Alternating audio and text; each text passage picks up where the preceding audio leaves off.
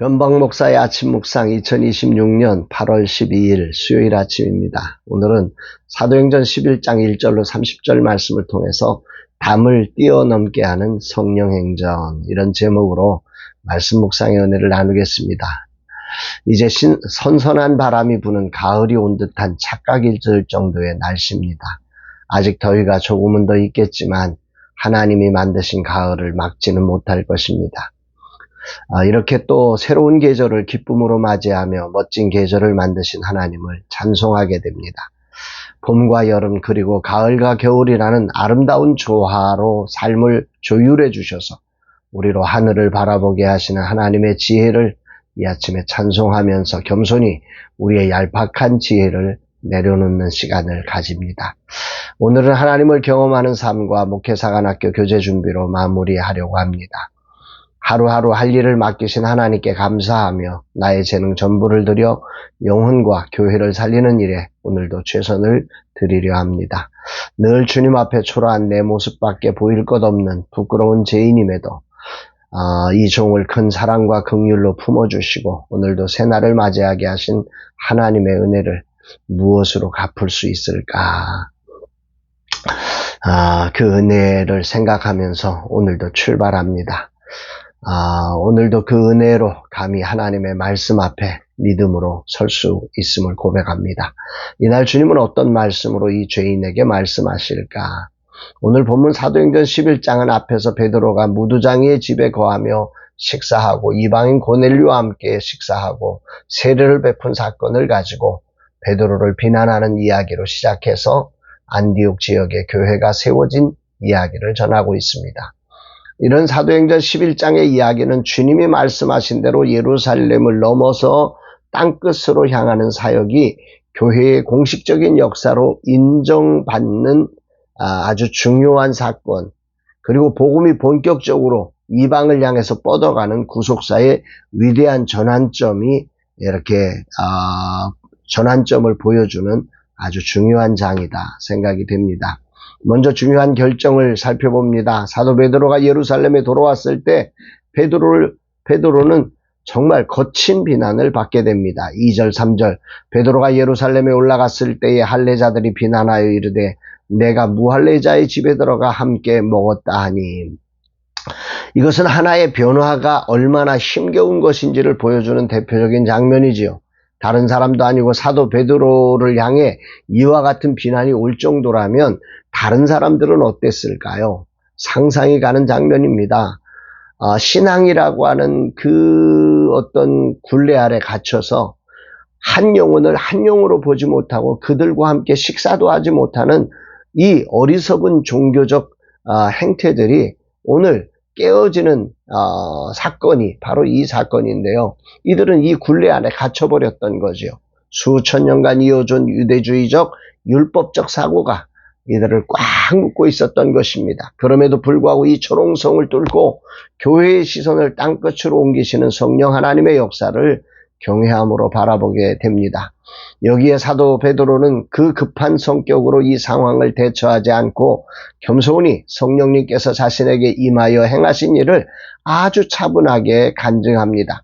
그는 이 모든 사건이 자신의 판단이 아니라 성령께서 오순절 우리에게 임하신 것처럼 이방인에게도 임하셨음을 분명하고 아주 차분한 목소리로 증언합니다. 17절 그런즉 하나님이 우리가 주 예수 그리스도를 믿을 때에 주신 것과 같은 선물을 그들에게도 주셨으니 내가 누구이기에 하나님을 능히 막겠느냐.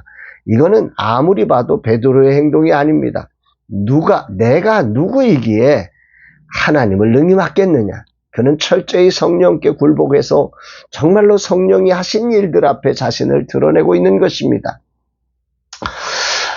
이런 모습이 과거 베드로가 가졌던 그 즉흥적이고 감정적인 태도를 여기서는 찾을 수가 없음을 봅니다. 성령 하나님께서 베드로를 완전히 충만하게 통치하시며 이끌고 계심을 보는 것입니다. 이건 베드로 행전, 사도 행전이 아니라 성령 행전임을 분명하게 알게 하는 장면이지요. 그러나 이제 예루살렘 교회는 참으로 이 사건을 통해서 위대한 결정을 내리게 됩니다. 18절 그들이 이 말을 듣고 잠잠하여 하나님께 영광을 돌려 이르되 그러면 하나님께서 이방인에게도 생명 얻는 회개를 주셨도다 하니라. 이방인에게도 생명 얻는 회개를 하나님이 주셨다. 이제 이방인들을 만나고 이방인들과 함께 선교의 장을 여는 것이 이 통로가 열리는 아주 위대한 결정이 바로 여기서 나게 된 것입니다. 베드로의 보고를 들은 예루살렘 교회는 잠잠해졌고 그러면 하나님께서 이방인에게 생명 얻는 행계를 주셨다고 하나님께 영광을 돌리면서 예루살렘 교회가 공식적으로 유대주의 한계를 넘어서 이방 선교를 하나님의 뜻으로 수용하는 구속사적 대사건의 종지부를 찍게 됩니다. 진정 사람이 아니지요.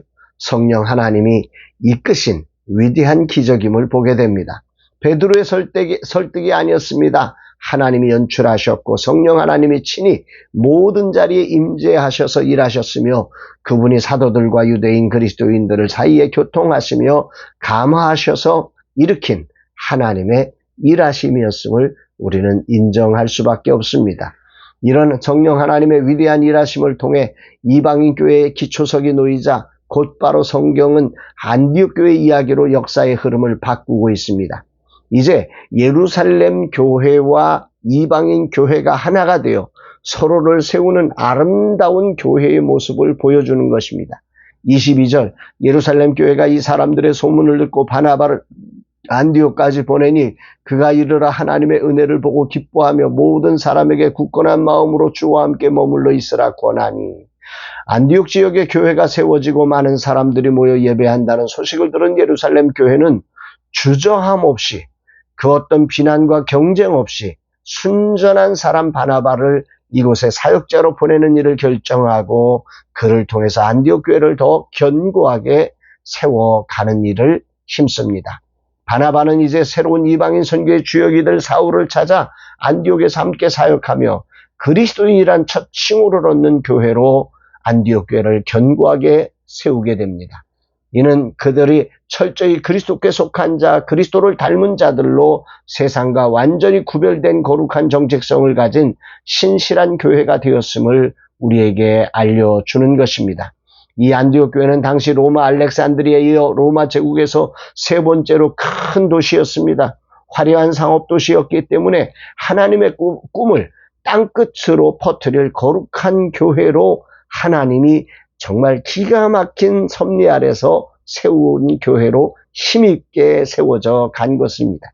이렇게 세워진 안디옥 교회는 우쭐함과 경쟁이 아닌 흉년을 만난 어려운 예루살렘 교회를 향한 사랑과 존경과 감사를 담아 그들을 돕기 시작합니다. 29, 30절 제자들이 각각 그 힘대로 유대에 사는 형제들에게 부조를 보내기로 작정하고 이를 실행하여 바나바와 사울의 손으로 장로들에게 보내니라.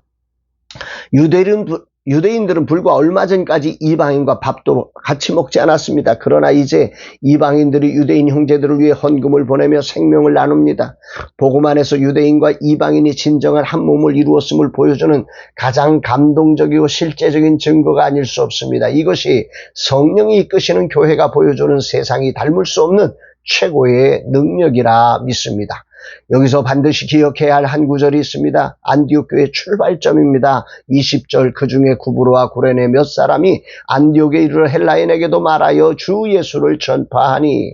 안디옥 교회를 처음 세우고 헬라인들에게 복음을 전한 사람들은 사도 베드로가 아니라 바나바가 아니라 스데반의 환란으로 흩어졌던 구브로와 구레네 출신의 이름 없는 평범한 성도들이었습니다.